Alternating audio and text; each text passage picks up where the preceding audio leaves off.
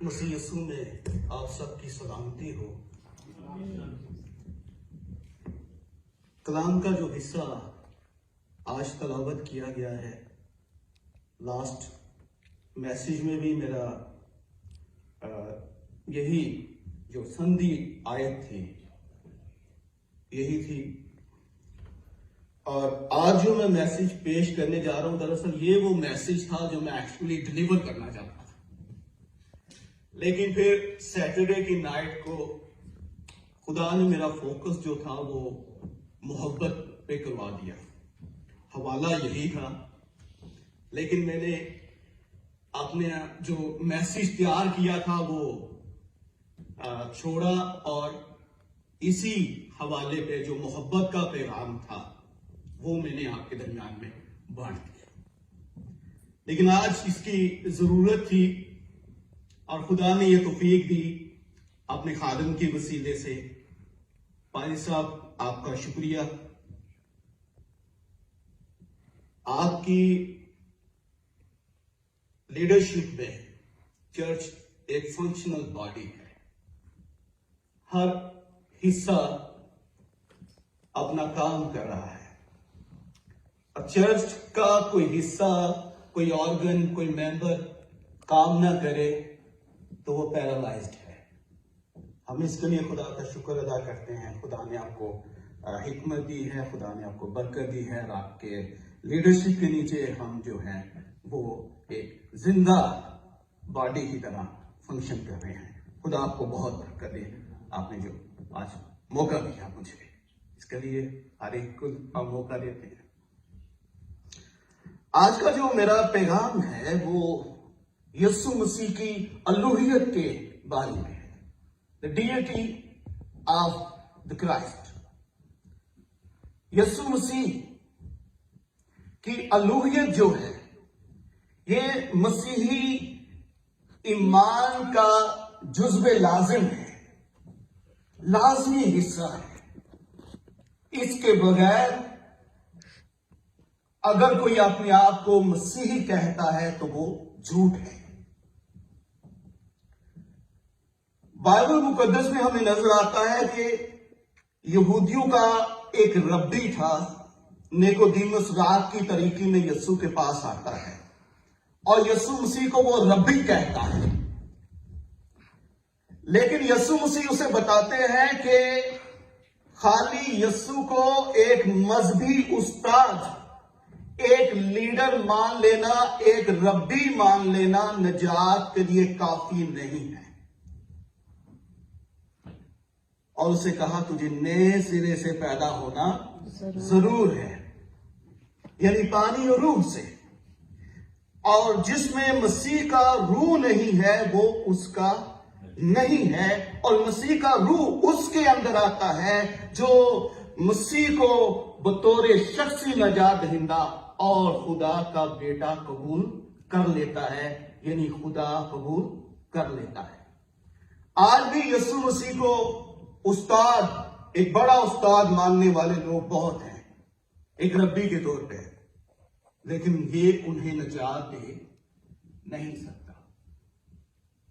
اس بات کی اہمیت اور بھی بڑھ جاتی ہے جب ہمیں پتہ چلتا ہے یسوع مسیح جب اپنے شاگردوں سے پوچھتا ہے لوگ ابن آدم کے بارے میں کیا کہتے ہیں، بتاؤ میری ذات کے بارے میں لوگوں کے کیا نظریات ہیں، کیا خیالات ہیں، کیا لوگ کہتے ہیں؟ بعض نبی کہتے تھے، یوحنا، لوگوں کی بات چھوڑو، لوگ کیا کہتے ہیں؟ تم میرے بابت کیا کہتے ہو، میرے بارے میں کیا کہتے ہو؟ اور پھر پطرس کا وہ تاریخی اقرار و ایمان ہمیں نظر آتا ہے، جس کے بعد یسوع مسیح کہتا ہے کہ مبارک ہے تو شمعون بریونہ، یہ بات خون اور گوشت نے نہیں بلکہ میرے باپ نے، کوئی باپ کو نہیں جانتا سوائے بیٹے کے، اور کوئی بیٹے کو نہیں جانتا سوائے باپ کے اور اس کے جس پر بیٹا ظاہر کرنا چاہے۔ جب تک بیٹا اپنا آپ کسی پر ظاہر نہ کرے وہ بیٹے کا مکاشفہ رکھ نہیں سکتا. یہی سبب ہے کہ صلیب پر ٹھٹھے اڑانے والا ڈاکو جو ہے، جب ایک لمحے میں بیٹا اس پر ظاہر ہو جاتا ہے تو وہ ٹھٹھے اڑانے والا ڈاکو کہہ اٹھتا ہے کہ جب تو اپنی بادشاہی میں آئے. کسے کہہ رہا ہے؟ وہ جو خود موت کے تختے پر چڑھا ہوا ہے. اسے پتا ہے ہم سب سزائے موت کے قیدی ہیں، موت ہمیں آ لے گی، لیکن وہ جانتا تھا یہ زندہ ہو جائے گا، اور کہتا ہے جب تو اپنی بادشاہی میں آئے تو مجھے کیا کرنا؟ یاد کرنا. اس نے کہا آج ہی تو میرے ساتھ فردوس میں ہوگا. کوئی بیٹے کو نہیں جانتا سوائے، کوئی باپ کو نہیں جانتا سوائے اور اس کے جس پر بیٹا. جب تک بیٹا ہم پر ظاہر کرنا نہ چاہے ہم باپ اور بیٹے کے رشتے کو جان نہیں سکتے، ہم خدا کو جان نہیں سکتے. بیٹا ہی خدا کا مکاشفہ ہے. خدا کو کبھی کسی نے نہیں دیکھا. اکلوتا بیٹا جو باپ کی گود میں ہے اسی نے ظاہر کیا ہے. بیٹا باپ کا مکاشفہ ہے، ریویلیشن ہے. اس کے وسیلے سے ہمیں پتہ چلتا ہے خدا کے بارے میں، باپ کے بارے میں. تو یسوع مسیح کو تب بھی نبی ماننے والے بڑے تھے. بعض نے سمجھا یہ وہ نبی ہے جس کی بابت موسیٰ نے کہا تھا میری مانند ایک نبی برپا کرے گا. وہ نبی فی الحقیقت یہی ہے جو دنیا میں آنے والا تھا، یعنی وہ نبی جو موسیٰ نے کہا تھا. بعض اسے ناصرت کا، گلیل کا نبی کہتے تھے، لیکن یہ نجات نہیں دے سکتا.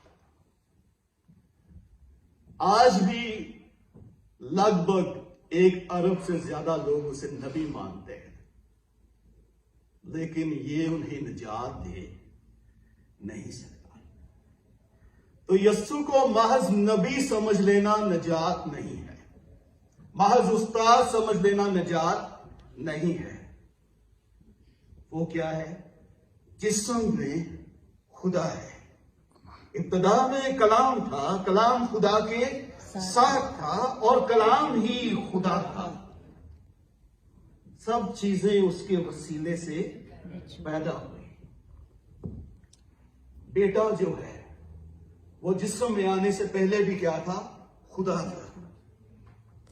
اور خدا نے کیا لیا؟ جسم لیا اور دنیا میں آیا. جب یوحنا افسس اور گرد و نواح کے علاقوں میں خدمت کر رہا تھا تو وہاں پر ایک ہیریسی آ گئی، اور ہیریسی جو بدعت تھی وہ یہ تھی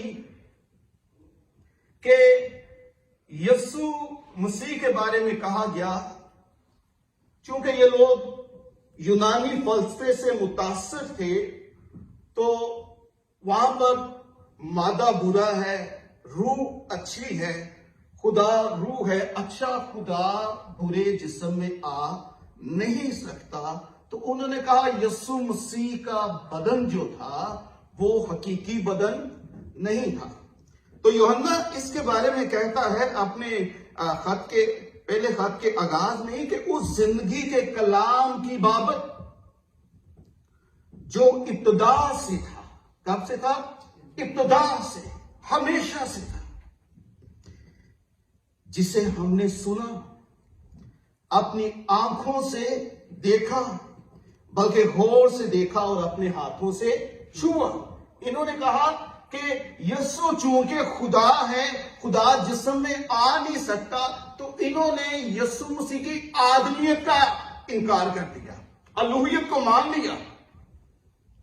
آج بڑا چیلنج ہے، اس کی آدمیت کو مانتے ہیں، الوہیت کا انکار کرتے ہیں. تب پرابلم کیا ہوئی؟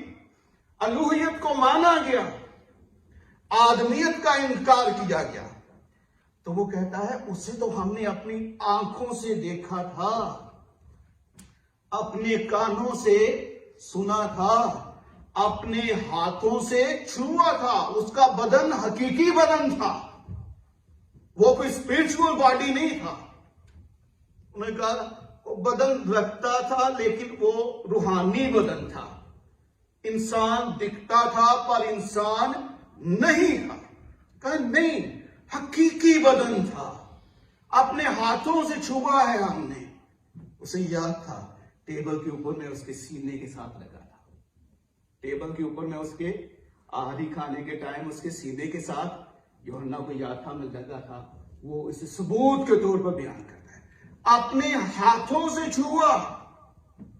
اور اپنی انجیل میں وہ یہ واقعہ جو توما کا واقعہ ہے نا، وہ توما کی کمزوری کے لیے نہیں لکھتا، اس کے شک کے لیے نہیں لکھتا. توما کا واقعہ بیان کرنا جو تھا اس کا مقصد کیا تھا؟ وہ یہ اقرار تھا جب وہ اسے چھو کر دیکھتا ہے تو کہتا ہے اے میرے خداوند، اے میرے خدا. یوحنا کا انجیل میں توما کا واقعہ لکھنا اس کی کمزوری کو ظاہر کرنا نہیں ہے، بلکہ اس ایمان کا ہے جو توما کے منہ سے نکلا تھا جب اس نے چھو کے دیکھ لیا تھا. حقیقی بدن ہے، جی اٹھا مسیح ہے، حقیقی بدن ہے، اس کے زخم بھی ویسے ہیں. تو کہہ اٹھا اے میرے خدا، اے میرے خدا. اس وقت لگا توما تو شک کرنے والا ہے، لیکن خدا ہماری کمزوریوں کو لے کر بھی اپنے جلال کے لیے استعمال کر لیتا ہے. اور لگ بھگ جو ہے تقریباً جو ہے وہ 40-50 سال بعد بھی جا کے ہمیں اس کا ثمر ملتا ہے. خدا اسے اپنے جلال کے لیے استعمال کرتا ہے، اس کمزوری کو بھی. اور مقدس یوحنا جو ہے اپنی انجیل میں اسے کہتا ہے کہ اس نے کیا کہا تھا؟ اے میرے خداوند، اے میرے خدا. اور یہ جو ہیریسی تھی یہ کوئی عام چیز نہیں تھی، یہ ایک خطرناک بات تھی، کیونکہ رسول جو ہے وہ اس کی بابت 4 باب میں لکھتا ہے کہ اس کی پہلی آیت سے اے عزیزو ہر ایک روح کا یقین نہ کرو، یعنی ہر ایک استاد کا یقین نہ کرو، کیونکہ بلکہ روحوں کو آزماؤ کہ وہ خدا کی طرف سے ہیں یا نہیں، کیونکہ بہت سے جھوٹے نبی دنیا میں نکل کھڑے ہیں. خدا کے روح کو تم اس طرح پہچان سکتے ہو، جو کوئی روح اقرار کرے کہ یسوع مسیح مجسم ہو کر آیا ہے وہ خدا کی طرف سے ہے. جو اقرار کرے روح یعنی استاد کہ یسوع مسیح کیا ہے؟ مجسم ہو کر آیا ہے، جسم میں ہے، وہ کس کی طرف سے ہے؟ خدا کی طرف سے ہے. اور جو روح یسوع کا اقرار نہ کرے کہ وہ خدا کی طرف سے نہیں، اور کہتا ہے یہی مخالف مسیح کی روح ہے. یعنی یسوع مسیح کی آدمیت کا انکار کرنا کیا ہے؟ مخالف مسیح کی روح کام کر رہی ہوتی ہے. اور اسی طور پر اس کی الوہیت کا انکار کرنے والوں کے اندر بھی آدمیت بھی اتنی اہم ہے یسوع مسیح کی جتنی کہ الوہیت، جتنی کہ اس کی ڈیٹی.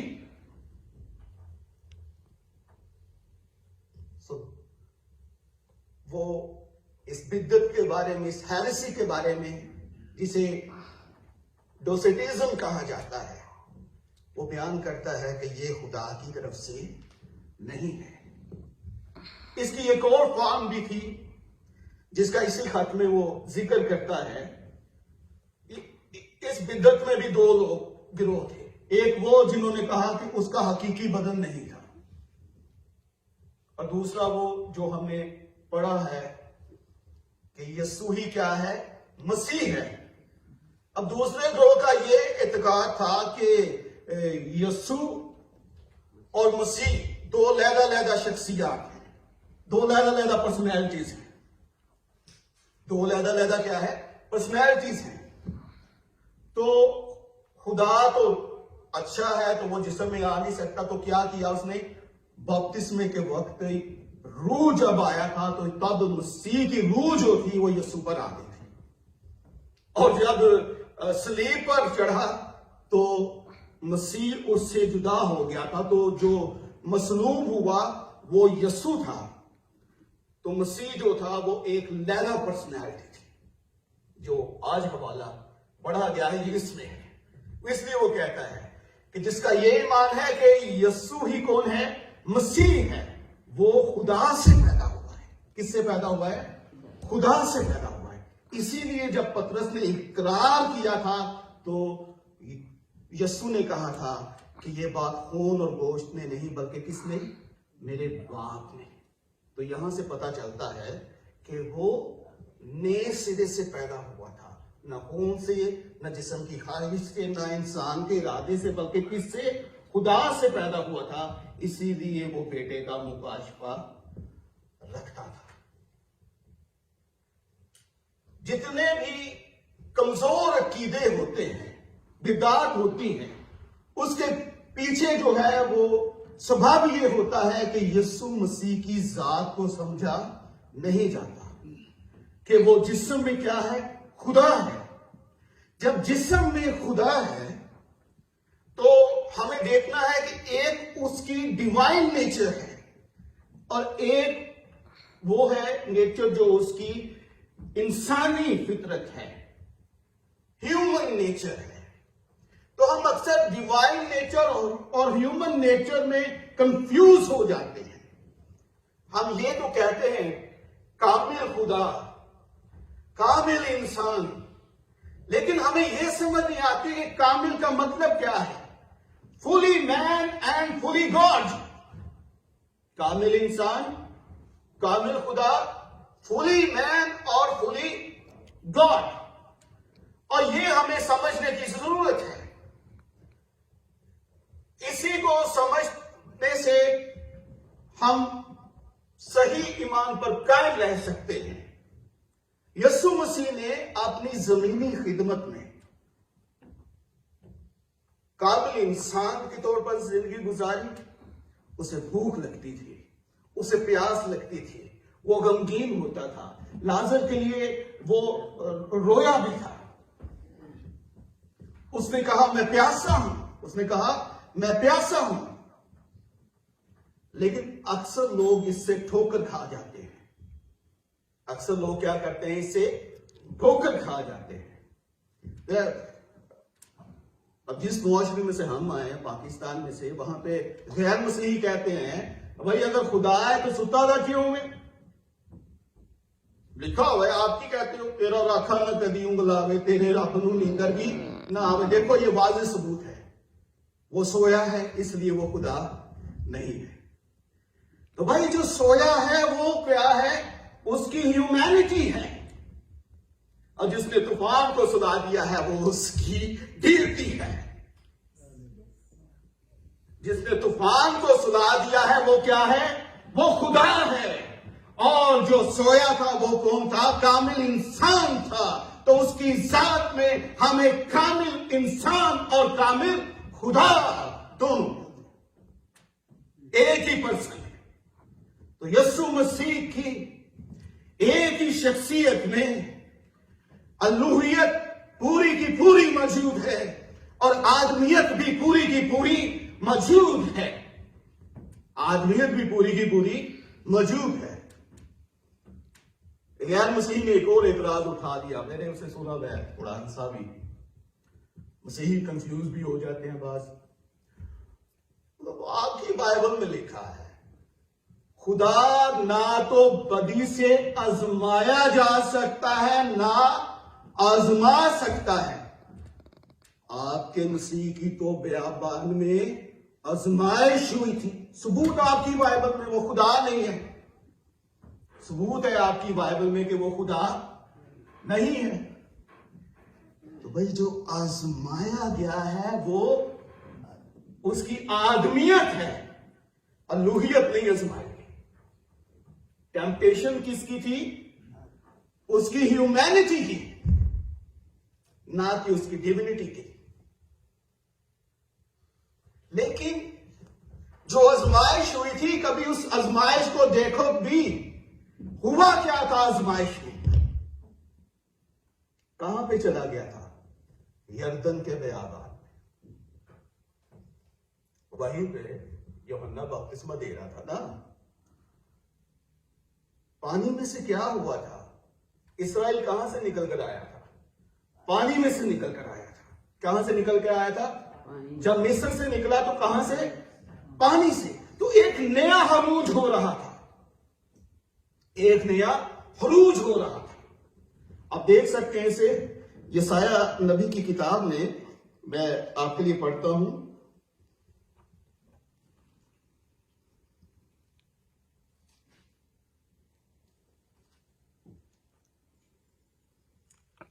उसका 63 भाग है और उसकी 11 और 12 आयत है। बड़ी कीमती वर्सेस हैं, पूरे का पूरा कलाम कीमती है, लेकिन इस जो चाको सबाक के हवाले से कह रहा हूं।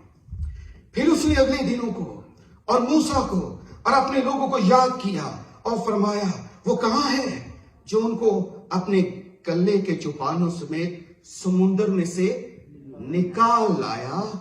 वो कहां है जिसने अपनी रूहे कुदूस उनके अंदर डाली? किनके अंदर? इस्राएलियों के अंदर डाली। रूहुल कुद्स कोई ऐसी चीज नहीं जो खाली पेंटिकोस्ट के रोज आ रही थी। कलाम क्या कह रहा है? जब इस्राएल ने खुरूज किया और पानी में से निकले तो खुदा ने क्या डाली थी उनके अंदर? अपनी रूह डाली थी।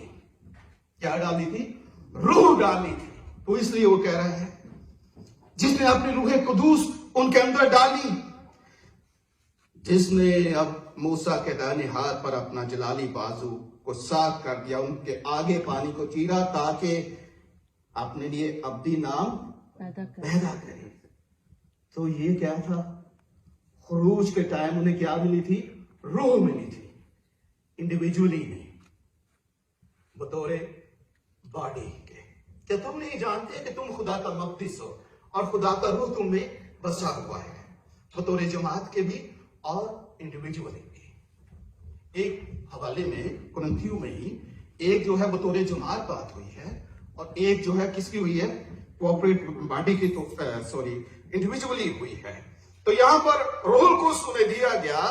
और फिर हज्जी नबी की किताब में जो है वहां पर जो है वो बड़ी अहम आयत है। मैं ये हवाले इसलिए बयान कर रहा हूं कि इस याको सबात में ये हवाले बड़े अहम है। दूसरा हज्जी का दूसरा चैप्टर है, वहां पर लिखा है 5वीं आयत में, मिस्र से निकलते वक्त मैंने तुमसे जो अहद किया था उसके मुताबिक मेरी वो रूह तुम्हारे साथ रहती है।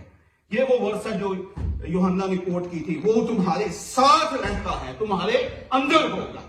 कहां पे रहता था? तुम्हारे साथ, हैकल के अंदर। कहां पर रहता था? हैकल के अंदर। वो जो ग्लोरी होती है वहां पर, ये रूहुल कुद्स के वसीले से थी। किसके वसीले से थी? अब हुआ क्या? यीशु मसीह की जो आजमाइश थी वो इस्राएल की नुमाइंदगी कर रहा था। आपने वो पढ़ा है, अंगूर का हकीकी दरख्त मैं हूं। इसका मतलब ये है, ये अंगूर जो था ये इस्राएल की अलामत था, उनका निशान था। उसने कहा तुम नहीं, मैं हकीकी इस्राएल हूं और तुम क्या थे? तुम शैडो थे मेरा। तुम मेरा क्या थे? शैडो थे। वो अपने आप को हकीकी नूर कहता है क्योंकि इस्राएल को नूर होने के लिए चुना गया था, लेकिन वो खुद तारीकी में पड़ गया। तो अब यहां पर जो है वो किसकी नुमाइंदगी कर रहा है? इस्राएल की। किसकी नुमाइंदगी कर रहा है? इस्राएल की। इस्राएल जब पानी से निकला था क्या मिला था उसे? रूह। यीशु जब पानी से निकला तो क्या मिला? रूह।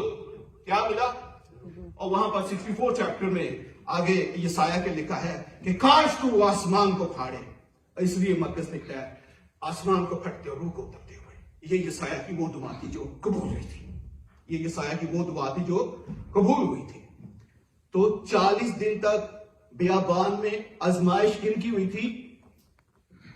असल में जब इन्हें रूह मिली थी ना इस्राएल को, तो रूहुल कुद्स उन्हें बियाबान में ले गया था, जंगल में ले गया था। कहां ले गया था? जंगल में ले गया था। वो जो उनके आगे आगे जो सतून था बादल का, और वो रूहुल कुद्स था। कौन था? रूहुल कुद्स था। रूहुल कुद्स उन्हें कहां ले गया था? جنگل میں لے گیا تھا تاکہ ان کی کیا ہو؟ آزمائش ہو. اسی لیے روح القدس یسوع کو کہاں لے کے گیا؟ حقیقی اسرائیل کو جنگل میں لے کے گیا تاکہ وہاں پر اس کی کیا ہو؟ آزمائش ہو. اور وہ روٹی کی وجہ سے باغی ہوئے. اس پورے خدا کے وجود میں ہے، پورے خدا کے وجود میں ہے، کیونکہ باپ، بیٹا اور روح ایک ہی ڈیوائن ایسنس کو کیا کرتے ہیں؟ شیئر کرتے ہیں. ایک ہی ڈیوائن ایسنس کو کیا کرتے ہیں؟ شیئر کرتے ہیں. اس کے لیے ہمیں دیکھنا چاہیے کہ یسوع مسیح کے بارے میں کلام کیا کہتا ہے. وہ کامل خدا، کامل انسان ہے.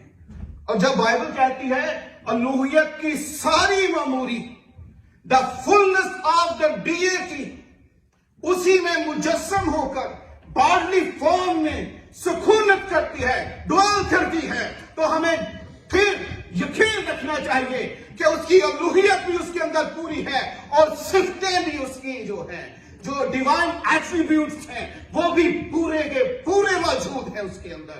کیونکہ بائبل کہتی ہے الوہیت کی ساری معموری، فلنس کہا گیا، اسی میں مجسم ہو کر کیا کرتی ہے؟ سکونت کرتی ہے. کچھ حوالے ہیں، اس حوالے سے ہم دیکھتے ہیں جلدی اب میں ختم کرنے لگا ہوں. یوحنا کی انجیل اس کا 3 باب ہے، اور مشہور واقعہ نیکودیمس کا 12ویں اور 13ویں آیت. جب میں نے تم سے زمین کی باتیں کہی تو اور تم نے یقین نہیں کیا، تو اگر میں تم سے آسمان کی باتیں کہوں تو کیوں کا یقین کرو گے؟ اور آسمان پر کوئی نہیں چڑھا سوا اس کے جو آسمان سے اترا. اگلی آیت کیا ہے؟ یعنی ابن آدم، جو کہاں پر لکھا ہے بھیا میں آپ پڑھ رہے ہیں، کیا لکھا ہے؟ کہاں پر ہے وہ؟ اچھا، جو آسمان میں ہے. کہاں پر ہے؟ تو یسوع مسیح جو نیکودیمس کے سامنے بات کر رہا تھا، اسے کہہ رہا ہے ابن آدم جو کہاں پر ہے؟ آسمان میں ہے. تو بطور انسان نیکودیمس سے بات کر رہا تھا، لیکن اس کا الہی وجود ہر جگہ پر موجود تھا. اور وہ کہتا ہے کہ وہ اس وقت کہاں پر ہے؟ آسمان میں. کہاں پر ہے؟ یعنی بطور خدا وہ ہر جگہ پر موجود ہے. کنوسس تھیوری میں، تھیولوجی میں یہ کہا گیا کہ اس نے اپنی صفت کو، ہر جگہ پر موجود ہونے کی صفت کو چھوڑ دیا. بائبل کہتی ہے اسی وقت میں وہ ہر جگہ پر کیا تھا؟ موجود تھا. فلپس کے دوست کو وہ کیا کہتا ہے؟ جب تو انجیر کے درخت کے نیچے تھا، میں نے تجھے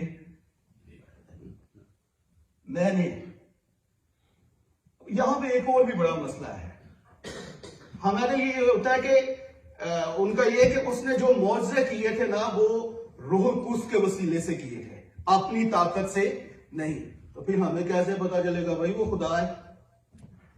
تو یہاں پر ہمیں ایک حوالہ بڑا اہم ہے کہ یسوع مسیح نے جب کنائے گلیل میں معجزہ کیا تھا تو وہاں پر لکھا ہے اس نے اپنا جلال ظاہر کیا تھا. کس کا جلال؟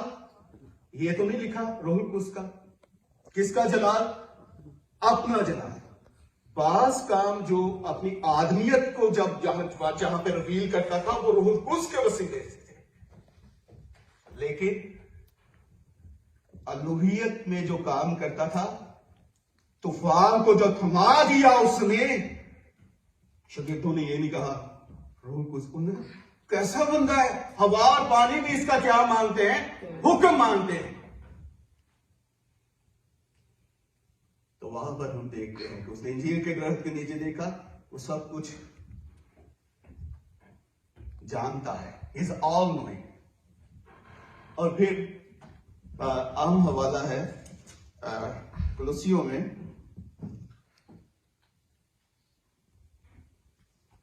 آج کل چیلنجز بہت زیادہ ہے مسیحیت کے اندر، تو اس لیے میں جو ہے وہ بہت زیادہ اسے پڑھ بھی رہا ہوں، ٹائم دے رہا ہوں. آپ کا ٹائم قیمتی ہے، لیکن ایمان اس سے بھی قیمتی ہے. ایمان اس سے بھی قیمتی ہے.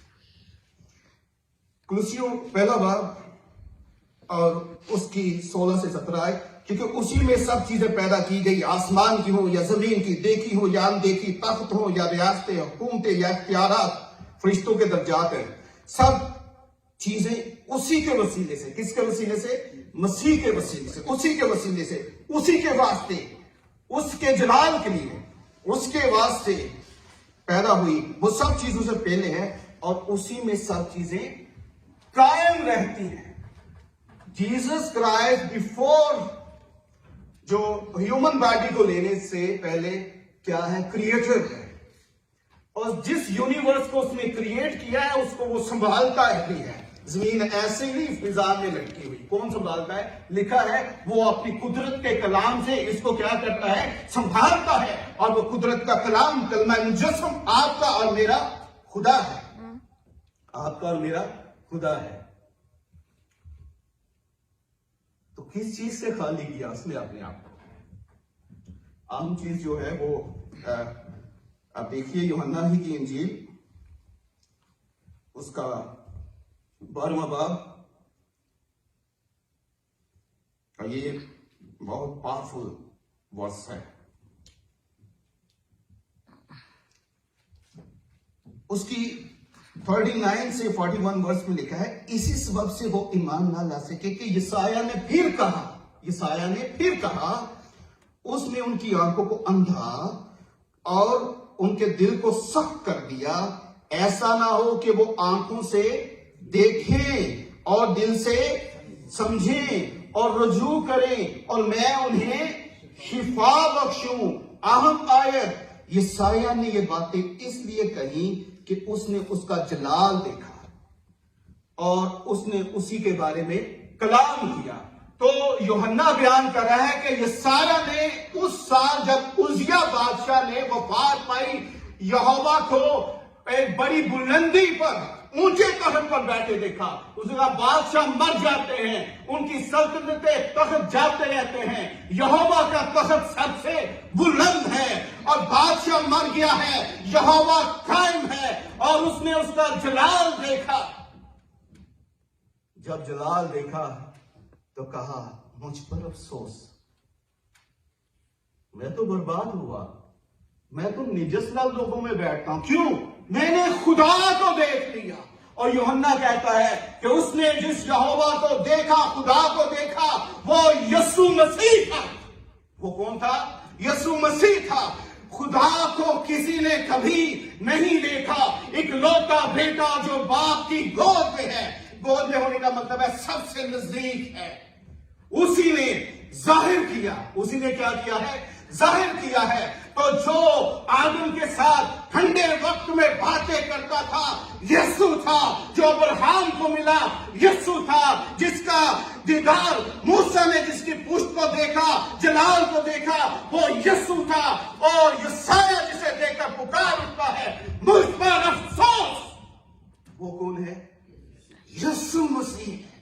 تو خالی جس سے کیا، آدمیت میں آتے ہوئے جلال سے کیا۔ کس سے کیا؟ جلال سے کیا۔ لاسٹ ورس ہے، اس کے بعد میں بند کروں گا۔ آپ کے ٹائم کے لیے بہت شکریہ، خدا آپ کو بہت برکت دے۔ یوحنا اس کا 17 باب ہے،